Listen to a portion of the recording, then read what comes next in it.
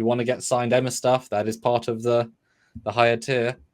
I got to sign stuff. I've never signed things before. It was very exciting. And there's one big perk style I've yet to show, the lower deck style, and there'll be an exclusive like Emma tier for your fans that want to be like, I just want a signed Emma print. Need some Trek Emma. Hello, lovely people, and welcome to a Star Trek chat. My name is Emma, and I am joined by the lovely Sam of Trek Yards fame and the creator of Trek Shorts, which we're going to talk about tonight. Sam, would you like to say hello and tell us a little bit about Trek Shorts for anyone who does not know what I'm talking about? Hi guys, yes, Trek Shorts is Trek short films, but not Short Treks, which is the official short films they made for a while. We're Trek Shorts, and not the type you buy online that my co-host on Trek Yards often makes a joke about. I want to buy some Trek shorts. And it's like, no, you don't the twin trunks or trunks. No, we make short films in the Trek world. I made a couple years ago. I'm still the #1 most viewed Stargate fan films director. And then Trek film, which is I believe in the top 20 most watched fan films of all time for Trek. I think top 15. And then we raised money to make a big crossover film. And then one actor delayed that by a year. One actor delayed that by another year. Then pandemic delayed by 2 years. And then you're in it the third time. Because that's how long it's delayed. And I want to make some short films in between to kind of say sorry for the several year delay, not my fault. And then damn, that was too much fun. And then damn, our cast is too good. And then damn the props. And now, oh my goodness, Indiegogo to make more. And here we are. Yeah, it's cool though. Here we are with 10,000 films in the pipeline. I have kept track of them, but there's 3 I always forget about. And I'm like, oh yeah, those 3. So people have probably seen, hopefully, people have seen the Duty Calls starring me. Woo! Yay! Welcome to Starfleet, both aesthetically and for realsies, because it's like, oh my god, I'm in Star Trek now. Yes, very cool. So it's a very exciting experience. We got lots more to come. We've filmed so much that I genuinely have trouble remembering what we've already filmed. And I've got some fun behind the scenes photos. I've got a little preview of the next film. Shall we maybe we start with that, because that's probably really exciting. Do you want to give us a little hint of what is to come tomorrow, right? And it's so short, it's showable a few times. It's just like, oh my god, so much small Trek. Yes, tomorrow. Well, hey, been working out pretty much non-stop. It's called Chaos at the Neutral Zone, which tells you quite a lot. And Laura Reed, casual day goes real bad. Kind of as bad as it could have gone until Laura Reed steps in, makes it just a little bit less bad. Yeah. Gets to be a bit of a nerd at the end as well, which is rather adorable. Yeah, I'm so happy that my character actually gets to do something like successful. So I've got a little teaser clip of that, which I think we should have a little watch. A Constellation class is reliable, but no match for a ship like that. The second problem is that the Romulans knew that and were just toying with us. Just disabling systems. I think the Romulan commander wanted a trophy. This wasn't a fight so much as a who can think of a plan first. My mind was going at warp 9, and then I noticed a particle echo. Okay, that doesn't necessarily make sense, but I saw something, and I had an idea. Was it going to work? I didn't know, but the bridge had their hands full and time was running out. So I ran. It's slightly higher stakes, from being bored in a shuttle pod to Romulans. Yeah, pretty exciting. Pretty exciting. Political upheaval and life or death of the galaxy. Well, all the things. It's Romulans definitely underused. I agree. They're sort of used a lot, but always underused. So I've got some amazing behind the scenes photos. They start off really across the journey as well. They start off really strong here. So should we just have a look and talk about some of these adventures? So what's happening here, Sam? Well, this is actually day 1 because we've not yet seen day 1 of Emma Thorne as Laura Reed. This is the you did that, did you, Edson? Scene. And your acting was so believably awkward. I love it. I love it. I mean, you can tell You could tell it was the face. Yeah. The face wins. It's the benefit of feeling quite awkward. Yep. So you just channel it all into the It was a good first film to film because it was a more awkward shoot. Probably we just met. Yeah. Like it'd be easy to play the next film in December where we know each other. We can play friends because we actually are friends. There's us. Proof that we did it. It's day 2, different month. This is a real life alien planet that we filmed on, which was a very expensive fly all the way out there. If only we had like a Stargate because they were so quick. And they That always would go be to so forests. handy. This is a good highlight of the diversity of costumes that we have, but also some very shiny props. I feel like you're hinting at me. Is this a good time to talk about all the shiny props that we have? Yay! You bring coffee, I bring tricorder. I mean, it's fun to get the 80s or late 80s sort of design, but as soon as you bring it to life, the sci-fi-ness comes to play. And yes, it's so always what good. we see. Whatever that is. We've done this before with the tricorders, but I still love them so much. Yeah. And as soon as you put this on screen, there's a great shot in the sequence that you obviously haven't seen yet, but this was intentional, where you're in front of Nick in the scene, he's off doing his own thing, and you just see this wonderful blink out of focus, and it still pops in broad daylight with green trees, and you see this sort of the fakeness of the green. It looks fantastic. Then you walk into frame, and it's like yes. And this is a proper hero prop, as you know. I mean, you saw the toy versions, significantly different and worse. And you wonder why you do an Indiegogo to raise money for props, because this thing is very, very expensive. But the thing is, it looks really freaking good, and we've used it. I mean, with you as well. We've used it many times. I think it's definitely earned its weight in whatever. But as soon as you start, using it, I mean, imagine doing that in CG. Oh my god, hand that in. Dear God, that would be horrendous. I'd rather not imagine. They really are. They're so pretty. They really do pop. But they also feel very. There's a better shot of them there. Yeah. They help you so much to feel in the moment when you're acting it as well, because it feels so real. Well, this was a really surreal one because everything here was actually real. One of the few times it really was, and we went all out with props and costumes and setting, and so it's certainly very, very cool to have both items on the holster, as it should be, and they aren't some cardboard things, or aren't some let's try, or like tucked into the belt. Look, it's in the belt. No, it's like properly done. And so like we had to sort of give you both like tutorials of how do you pull out a proper phaser, because you've been using it for years. Yeah, how do you look like you've been doing it for years and years is the hard part. I remember there was a corner like right of where this was taken, and I kept saying like take again, because you kept not quite getting timing out. I was like, nope, you could. Yeah, it's a surprising skill you got to learn. Yeah, so this was really fun, and suddenly like I would let you both rehearse. I would just walk away, and just the geek in me, I'd forget where I was. Turn like, very great big costumes. That's so cool.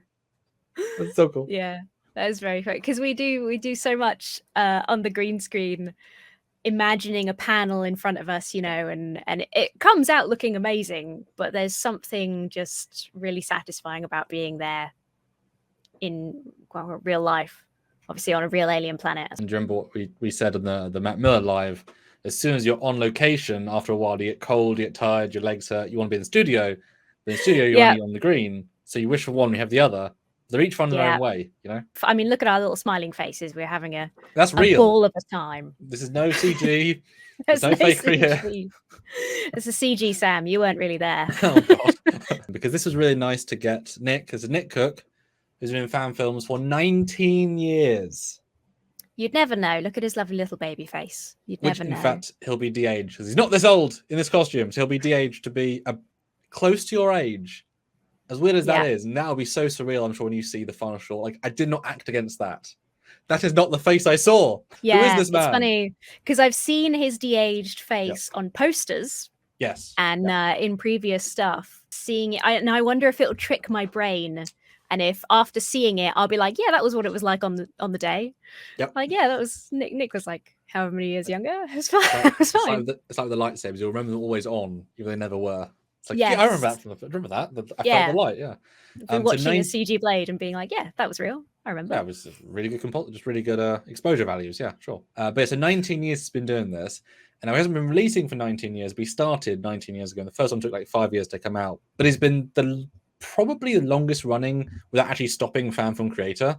There's a guy recently that came back who had done them before him, but stopped for a good 5-6 years for the guidelines. Then he's now come back. So I think Nick's the longest running, and his energy, you wouldn't think 19 years. He kind of approaches every day like a fresh experience. Like the joy of him being there is absolutely real. Yeah, it brings fresh energy. I will say that sometimes you can really tell he's old hat.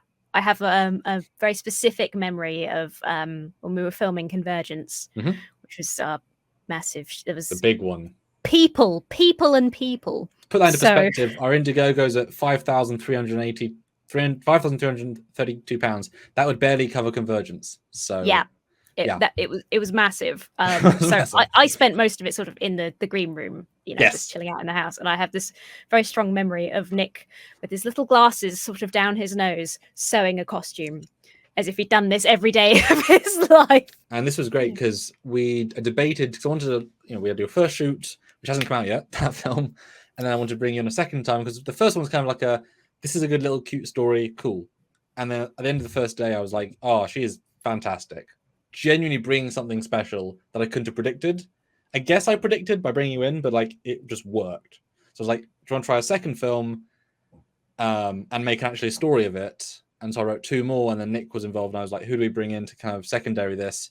And originally it could have been Marcus, who's like 6'3". Marcus is also great. He's fantastic. Yes. But in terms of like dichotomy of sizes, we are really opposite ends of the spectrum. Which does work in the other thing we're doing. But in that one, it didn't. And and this was a challenge because Marcus is expensive for some reasons. Nick is because you've got to get him down from Scotland. And those prices fluctuate heavily. We've had as little as like 290, as much as 550. And that's just to get him down. Physically to be there, and often he can only stay, as you know, until like Sunday at 1, and it's like, but we need to be going until 4 or 5 on a good day. But he came in, had such good energy, and also knowing he had to be de-aged was annoying. But in fact, I was able to integrate a lot of his canon stuff with it, because the film kind of takes a twist, as you know, from being about you to being about him about you, and thematically beautiful like shift. And I cannot wait to edit that. All of us, I think that's one of our favorite films, is this duo, because it's just such a nice little, not pleasant journey, and yet journey. Yeah. It's an emotional ride for sure. I think that's worth mentioning as well.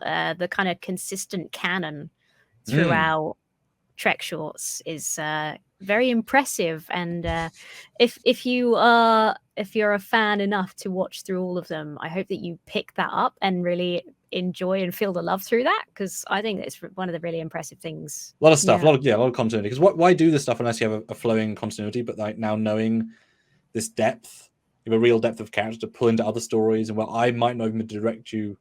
I might not even like know how you're going to act a scene, because you now know the character in a way that you haven't necessarily had before.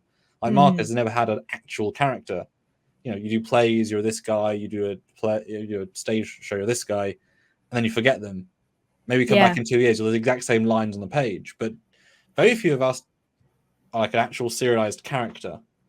That's pretty rare. And I will say there are some more perks coming tomorrow with your second film's launch, because that'll be fun. Yeah. Should we take this opportunity? Let's just jump around. Yes, there's a link on both of our Twitters. I've been posting about it. Sam's been posting about it. Let's jump around. Why don't we have a little look at the Indiegogo? Let's talk about what can people get, Sam. You tell us while I try and figure out how to get it on the screen. So we did Indiegogo last year. We're in 2021, and we aimed for $10,000, and we got $13,000, which is phenomenal. And that last day was so exciting of like seeing the money come in, etc. And we'd planned 5 films before I knew you, so that was pre-Laura Reed. And that once we started shooting those things, COVID. This was still during COVID, so we're being quite careful. And certain people, Imran, accidentally had to cancel, I think 5 times in a row. To which every other actor said, "Do they not like me?" Independently. It was really quite sad, actually. And because I want to bring the actors in normally if we can the night before, so they're rested, they can just come in and go. And a lot of stuff's non-refundable, so it's a case of, well, okay, they've cancelled, but they're booked. This is booked. If I cancel the entire filming, then we've lost the opportunity to film, because not everyone will be booked often, and we've lost the £80 of hotel. we get them in, we've lost the £80, we pay the rest of the money, but we've not lost money, we've just reinvested. And that happened, like I said, 5 times in a row, pretty much. And so I had to develop short, tiny stories that would kind of fill in those like extra things I could do. And that developed new character moments and ideas and things. And once I start thinking along those lines of tiny things that are fun, it builds up. And so I end up spending most of the 13,000 on props, on costumes, on the first few films. But once you have the props and costumes, we'll use them more. And then you came along, and Alexa came along for Convergence, and then you had to do stuff with her. I mean, she herself, several thousand to get her to do certain things with, like how many things we want to do with her was an extra investment. And it's all worth it, but it kind of mounted up. And it's not as if we're going to go on forever. There is certainly a finite number, and we're nearing, like we are in the sort of, I say, like Convergence was kind of end game. We're in phase 5 because everything needs a payoff. Like there's a Marcus and Nick story I need to do, which catharsis their story. That's like a 30-year arc. Wow. That we need to do because I've set it up. I can't not show it. Yeah, of course. But it's expensive, and this is your chance to help make those films. And you're going to get filmed either way. Like this funding will make several films, but there are more to make, and more funds have to be raised, etc. There you are, though, in that big old cast. Yeah, look at all those lovely faces. So it's super exciting, and you got all your perks. Yes, so... big old variety from the kind of silly perks, because Trek Yard's my web show is a very ship-loving show, and I invented this little crew member perk that, you know, we're going to go to these locations often and show them. So if you want to be in the main credits as, you know, Cerritos crew member, your name, which would be funny, because if like 100 people got it, it'd be like, wow, what the credits like 100 people. That's a big crew we've got. You know, if you love these ships, obviously posters, there are a lot of posters because we like the idea of signed art. Digital, because if you don't want to physically, you have to get the thing, do something digital, there's that. Or signed stuff we love. It kind of starts like, you know, Captain is up to digital and Admiral's physical. And there's like name a character. We had a name a ship, but everyone took that. Name a character is fun because a lot of us like did RPGs or Star Trek Online. And I thought, well, if you've had a name for 10 years of a character and you like want to hear that in a Trek context, there's a certain coolness there that's hard to, well, put a value on it. There's the value, but like it's hard to kind of appreciate. And I said on my own live, like if only a few people get that, which is currently the case, I'll like throw them in here and there and everywhere just to thank you, sort of thing. Yeah. So if you know, like I want to be Jason Zelmak, it's like rightio, Jason, you're on this ship and you're on that ship. You die there. Oh, I'm sorry. Oh, you're back in time now. You're on this ship. You know. Yeah. Kind of quirky sort of thing. And then, like I said, signed thing, like scripts. Cute. The super high end post, obviously super high end for a reason. There'll be a few more things added before the end, but you know, pretty fun variety. And you know, if you want to get signed Emma stuff, that is part of the higher tier. I got to sign stuff. I've never signed things before. It was very exciting. And there's one big perk style I've yet to show, the lower deck style, and there'll be an exclusive like Emma tier for your fans that want to be like, I just want a signed Emma print. Damn it, need some Emma, need some Trek Emma. So that'll be fun. So hopefully, I mean, I know it's a case of, you know, to get 31,000, need some big donations, but you get quite a lot of stuff for the big tiers. There's like 15 posters, 10 soundtracks. You know, it escalates very quickly because we have so many films. So if you literally want to get like 20 soundtracks, like that we will make 20 films, etc. I think it's, well, obviously I think it's worth it. I'm incredibly biased. It's a stupid thing to say. It goes without saying. Here's a rare me and Nim proof that we did work together. Set up the scene, you know, from your perspective. This is Convergence. Oh yeah, of course. Yeah, I had a very small window in Convergence, and I remember all the people. I remember Nick sewing, and I remember signing scripts, and most of it is now gone. I think that was the first time I actually got to work with Nim. I had watched her in quite a lot by that point, and she's the famous knew of her. Yeah, and you've seen young, you've seen old, you've seen mid. Yeah, and everyone was always talking about Nim, so I knew she must be pretty special. So it was nice to actually get to work with her, and clearly we had at least a bit of a good time. It's fun whenever Nim, because like she's in theory the main character of the entire branch. I mean, Marcus has this. They always fight who's a primary. I say Nim is just, but Marcus is kind of and then Nick and you kind of are a sort of joint thirdaries, but really it's a 5 ensemble with Alexa. It's really kind of and it's fun to see Nim go to kind of dark storylines and then just jump out and be Nim. like off those lines, because the scenes we gave you, I mean, it's a pretty dark story, and it's a really, really dark story in places, and there's subtext, and this was interesting because I know how all the characters interact, and so I was writing stuff that wasn't the payoff to a story, but it was midway through a story you haven't actually filmed yet. So for you to act entirely fresh material when you're actually like 2-3 years into knowing somebody with a backstory with them, I mean, how was that to act? I'm not going to pretend it's super easy. I've always found you to be a very good director, Sam. Like, we do, if we need the takes, we do the takes, and we do them in different styles, and editing Sam gets to figure out what works. So it's never been like a worry or an issue, but it can be quite strange, and just the way that we jump around the timeline, it makes it more fun because it's more of an interesting acting challenge, but you have to sort of reset your own experience level per what you're filming, and reset your relationship levels with different people, and it can be very very interesting, very strange. Same film, just a little camera shot. We like the camera shots, proves that we filmed it. Behind the scenes are great, but without being able to show the reel, it's harder to present it. And then that was a good representation of the scene, actually. Like, you're like just barely knowing how to react to her in the scene is a fun, and this is not at all representative of the scene. That was probably from filming behind the scenes footage, I assume. Because you all fit into the costume Nim's wearing, because it just happens to be perfect for every female size. In my grandma, yay. And so Nick brought a few variants, and this one is the third uniform. I believe the undershirt was an original, and the outer is one of the oldest. And you can see, I think, in this, that Nim's is kind of a nice crispy grey with a slight blue tint. Your one is grey with a red tint, like an orange tint. It's been sun worn, and that is a real bitch. I hate that. I really hate that because it looks horrible to me. So I've had to color grade all the red out of that uniform. It looks a ton better now, but it messed up your lips and your eyes. So I'm going to have to do a mask and do 2 versions of every single one of your goddamn clips in this uniform. Because I will not accept either problem. But it can't look like that. That's stressful. But that's a great segue. Yeah. Let's just take that as an opportunity for a second to talk about, fire off a list for me of all the things you do. You've done the writing, you've done the filming. That's a huge chunk on its own. Then what? Because suddenly we've got a film with space shots and CG and... Well, it's 100% digital. I mean, most of them, 100%. Every single thing. Even filming in your house. Your nice, normal sci-fi house. It still was fake, right?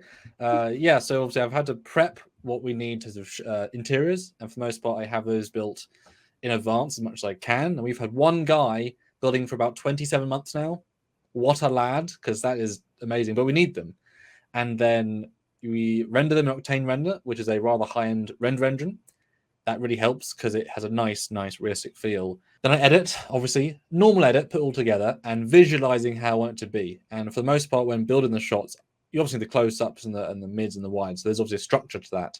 But knowing when the emotional beats need that extra bit of oomph, and when the pauses need to exist, because a lot of editors think that it needs to be a back, forth, no time to breathe. Often adding those moments of silence, that's so important. In that scene where you're working for against Nim, like to feel the awkwardness, you need to let that scene breathe. And you can entirely add half a second of Nim hating you by just lingering on a look that she's not necessarily meaning, but you had to back in. Once you've done that, you bring on After Effects, and you have to then composite every single thing. And there are various ways you could do that. I vary depending on which film, how long the film is. And then to some people just kind of guess green screen backgrounds. I take the long way around, but it's kind of more of a foolproof way. So I take a version of your final shot, right? So a 2-shot, mid-shot, and I know it's been framed exactly as I want it in the final film. So that's already ready. I render that out as a still, so I can then put that still inside the 3D program. Now, this is really important because then I bring a real 5'3" person, if it's you, or 6 foot for 6 feet for Marcus, whatever, and I then match the size of the head to the size of the head of the person, which gets you close in terms of framing and structure. Then I match the perspective as close as I can of the angle of your footage to the 3D person. Then I work out how I want the shot to look. Then I cheat as much as I have to, but at least I've got a baseline. Then I work out depth of field, glows, lighting, etc. And there's a many steps. And in one of Alexa's films, there's like 23 shots on the bridge. Each one's manually done. But if you already like it inside Octane, you're gonna like it after the fact. That really helps. And then you get a bit of freedom. Like I render chairs separately because it's just good to.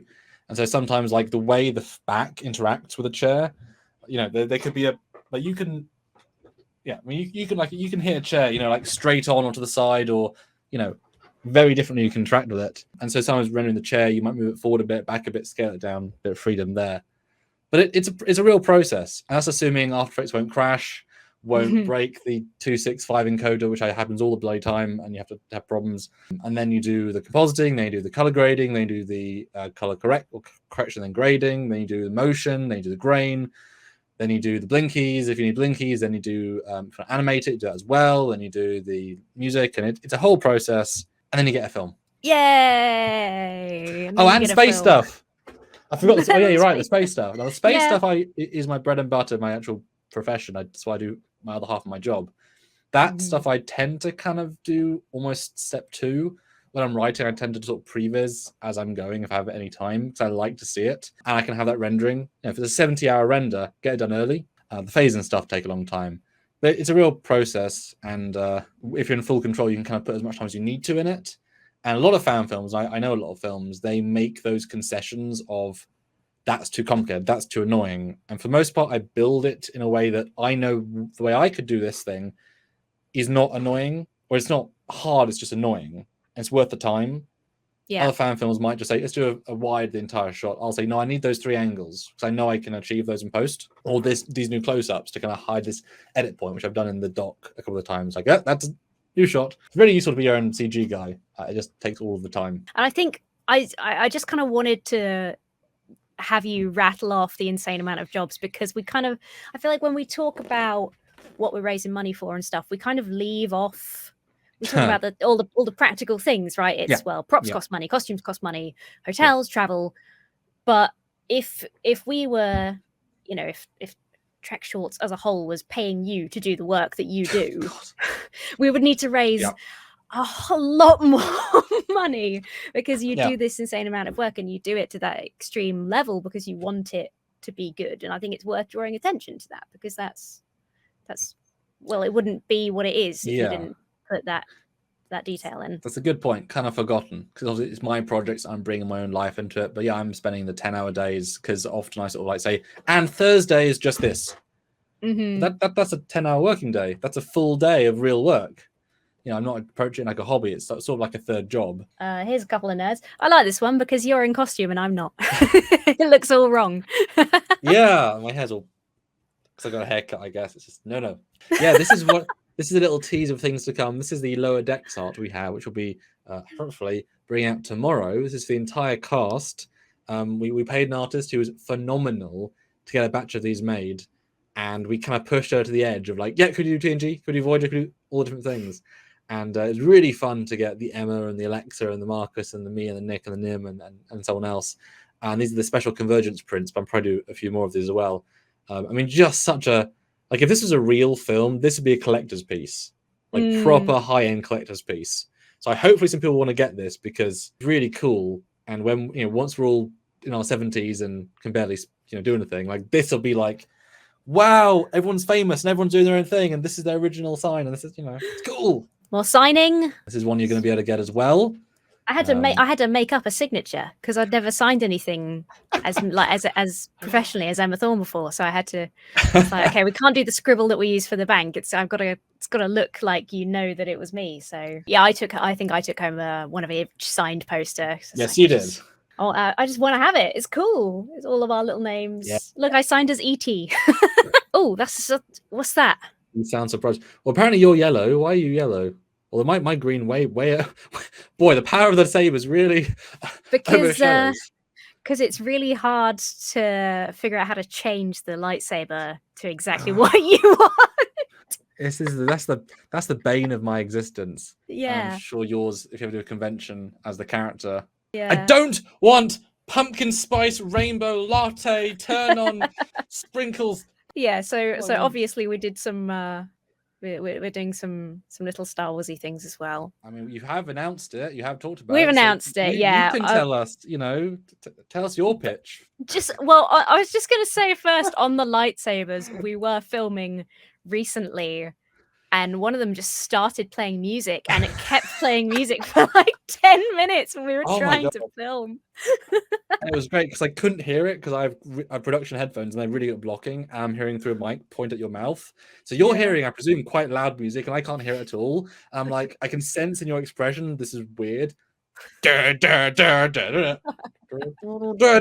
shit. So what are we doing here, Emma? Well, I guess this was our first sort of testing costumes and stuff like that. I think it was lightsaber testing, Lightsaber testing, yeah. These are fighting blades. They are. We caved and got just expensive, fancy lightsabers. So I got a custom lightsaber for me to keep because I wanted one. So we got them so that we could actually fight with them if should the need arise, which, spoiler alert, it did. I look so done. I look 1000% done. There's a lot more like internal thought, I guess. Yeah. With the Star Wars stuff. It's very what goes unsaid between the lines is a lot of it. And then I guess burn through stuff, just like talk. Yeah. Yeah. So much of the trek is like, well, my whole first film was just me sort of my thoughts spilling out because it's just characterful. It's about just us is what whereas Star Wars is it's held very internal. It's quite different. And those tiny looks like, you haven't read it, but the documentary script, I use the word smidge quite a lot on set, a smidge left, right. And I make fun of that in the script. Who says smidge? Well, I guess only fan film directors do. And I say, be just a smidge more angry or a smidge more. I love that sort of direction because how the hell do you actively put like 20% more vicious? And normally it generates something. You've been there with Alexa. Like she takes direction so well and nuances she does. Change radically. And like, I'm like, perfect, good. That was it. That was 100% what I wanted, And Star Wars is like that, where I just know, I just need that.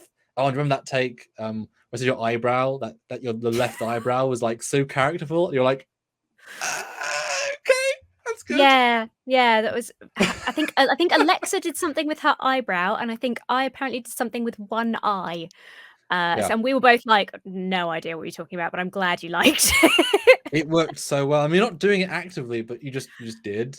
I think you were certainly in the moment there, in these films, and this is definitely a fun weird project. But it was going to be one, but it took 7 pages just set up the character in the first one, and you shouldn't really pay off the arc in the next 3 pages. It's not really how a story goes. Oh my gosh! So luckily for me and Sam, we did a fight. Tell me if I'm gonna spoil anything too much, but I don't think it's. I've said we've used lightsabers for fighting, so I think it's fine. Yeah.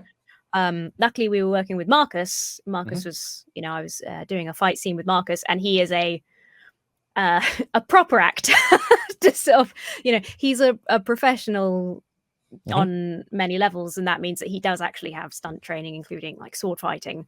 So we were really lucky to do that with somebody who was actually trained, because I certainly haven't done any sword fighting training. I don't know if Sam, you've ever even filmed anything like that before. I tried to once and it was terrible. There you go. So possibly not as much as we should have, and it was very tricky. But part of what I think is interesting about these is that Star Wars can be very lightsaber. And I think, as you and I are both fans of the games, we can be a bit like, what about cool force powers though? So one of the sneaky things we've done to make it less fighty, because we want to make it cool, but we also want to be safe and not die, is introduce a little bit more of the force and things like that in there. So I think it's going to come out.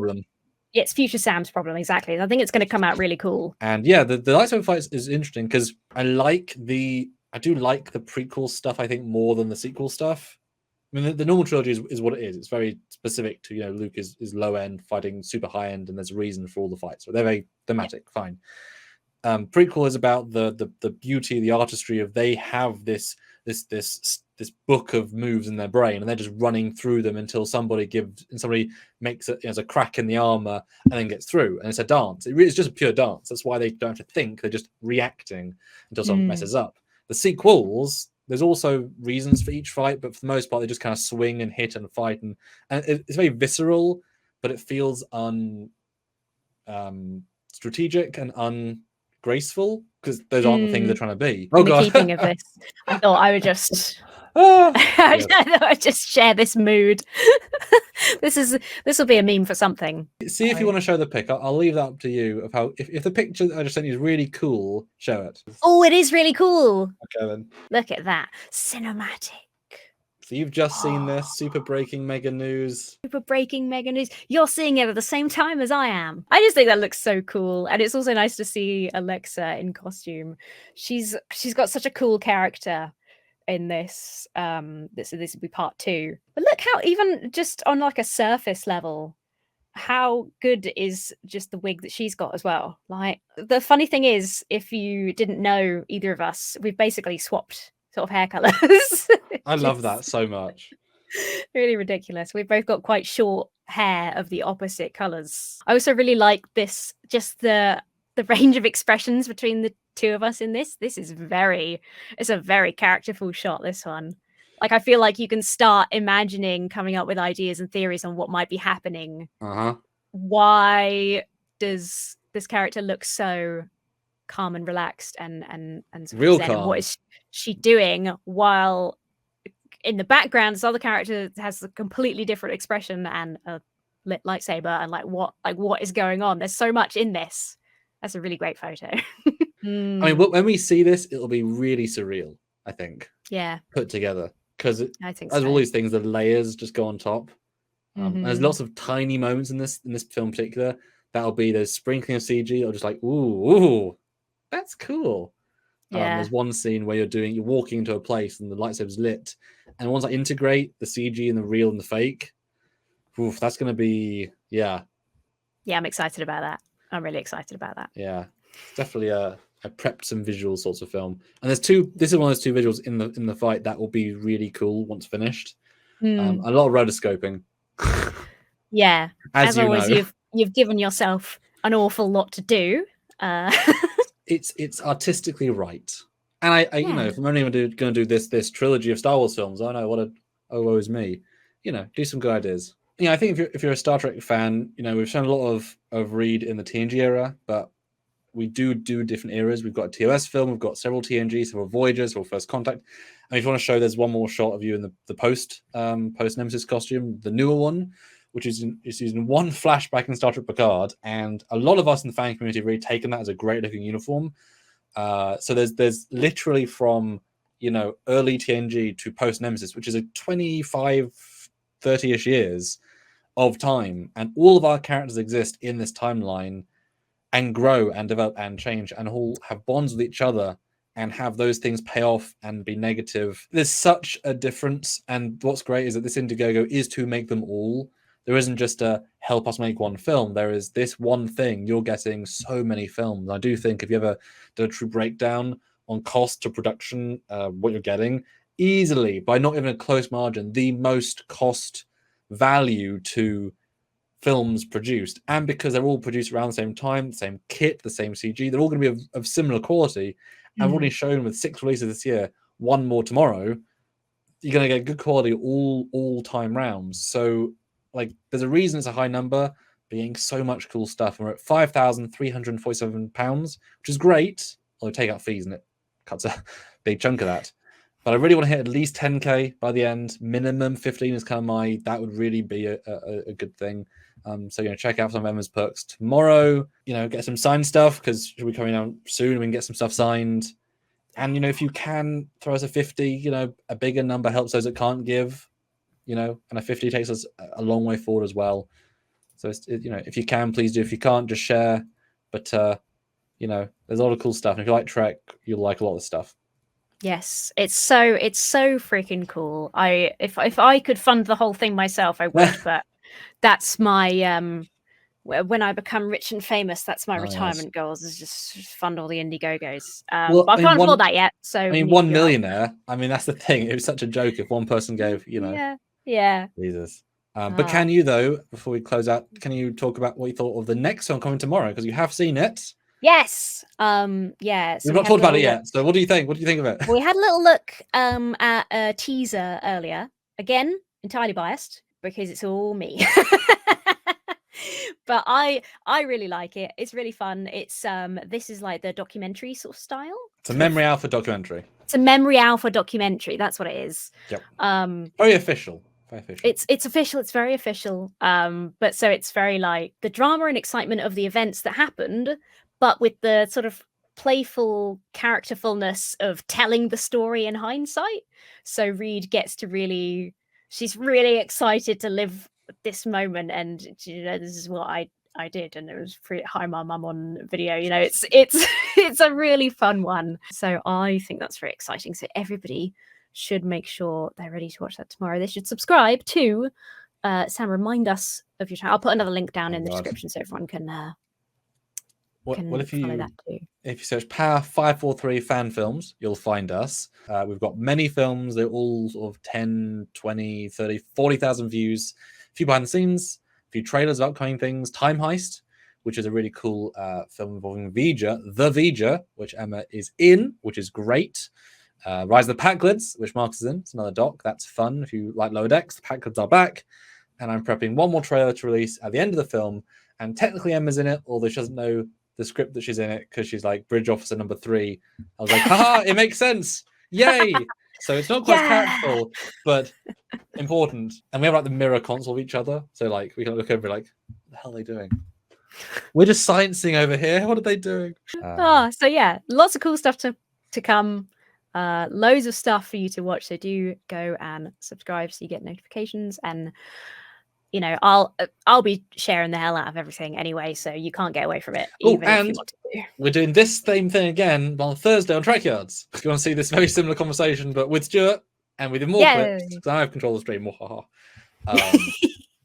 Join us at 9 p.m. So that's in 15 minutes, but on Thursday on Trackyard, and then we'll post about It's going to make everyone even more confused. Yes.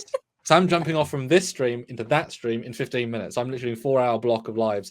And after that, I'm going to try and write your film to try and see how we save the universe. Because Nim's a pilot. She ain't a scientist.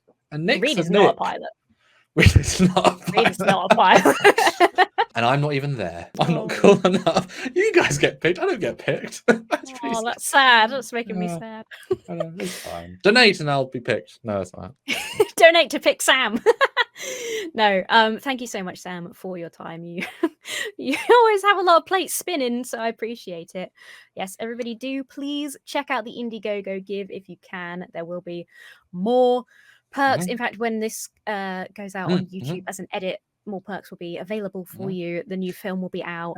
And if everybody literally like gets an Emma signed print, a nice little cheeky Emma signed print, that will make a difference. I made up a signature just for signing stuff, so you've got to get one.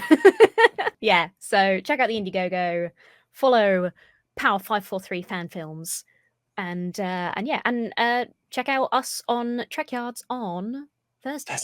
Thanks, Emma, Sam, for joining me, and thank you everyone for watching. Yes, thanks everyone. And I will see you very soon with more updates. Right. Bye, guys. Bye.